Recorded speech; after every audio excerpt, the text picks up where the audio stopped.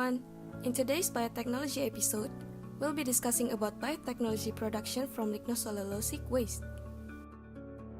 We know that fossil fuels are decreasing faster than new sources of energy are being discovered. One of the solutions to overcome this problem is by using biofuels such as bioethanol as the replacement. Bioethanol has economics and environmental benefits, which can overcome the issues associated with fossil fuels. And producing bioethanol by utilizing lignocellulosic biomass is a great alternative, as it is known to be one of the most abundant biopolymer waste on Earth. So what are the efficient strategies to produce bioethanol from lignocellulosic biomass? Let's check it out. First, the upstream production.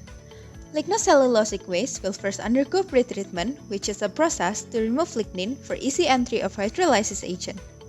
There are 4 types of pretreatment process: physical, chemical, and biological. And as the name suggests, physical uses physical means, chemical uses chemical means, physico-chemical uses a combination of physical and chemical, while biological uses microbial strain in order to degrade biomass. The 4 types, the preferred pretreatment method is the physico-chemical method, specifically the steam explosion. So why steam explosion among all the other methods? It is because steam explosion is able to improve cellulose digestibility and increase methane production. But most importantly, it is of low cost. So following the pretreatment process, the lignocellulosic waste will undergo a hydrolysis process where the lignocellulosic waste is converted into fermentable sugars. Here, the chosen hydrolysis process is enzymatic hydrolysis, in which the enzymes aid in the breakage of the bonds during the process. It has the advantages of no formation of inhibitory byproducts and also no corrosive condition. To achieve an efficient with low-cost production, a consolidated fat batch strategy is implemented. Consolidated bioprocessing strategy is a technique where it can undergo a single process of enzyme hydrolysis and fermentation. Furthermore, by using fat batch bioreactor that undergo continuous feeding of nutrients can make a lower production cost even more and maintain low level of viscosity.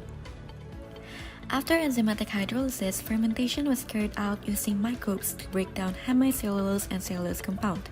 From our research, there are various lignocellulosic microorganisms.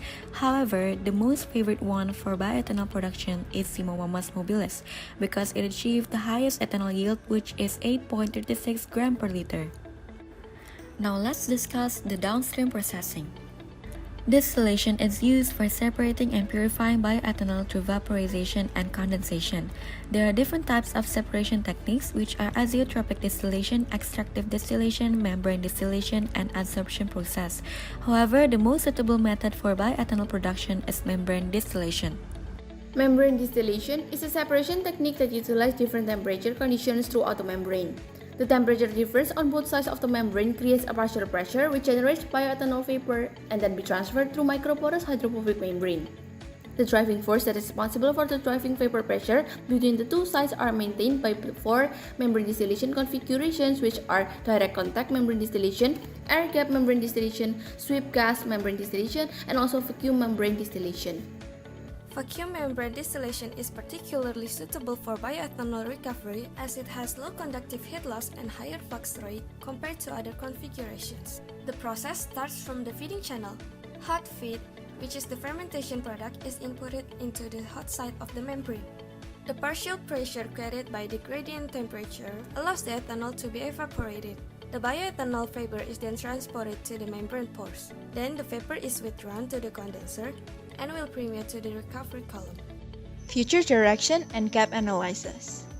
Future direction. One way to improve bioethanol production is by using fungi instead of bacteria during consolidated bioprocessing. So why fungi?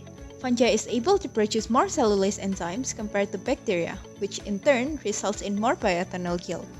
However, for it to be able to work, a sugar transporter is needed, and a detailed study is required to find a suitable sugar transporter that can be utilized even when the sugar concentrations are low. Gap analysis. Naturally, the amount of lignocellulosic waste and its composition will always be varying from time to time. Therefore, research is required to find a way to have a stable bioethanol yield. And lastly is the things we need to remember in utilizing the lignocellulosic waste to make the bioethanol are first the pretreatment process, hydrolysis, fermentation, separation, and lastly is the recovery process. Now you know all about the process of bioethanol production. Keep learning and see you on the next Biotech episode. Bye!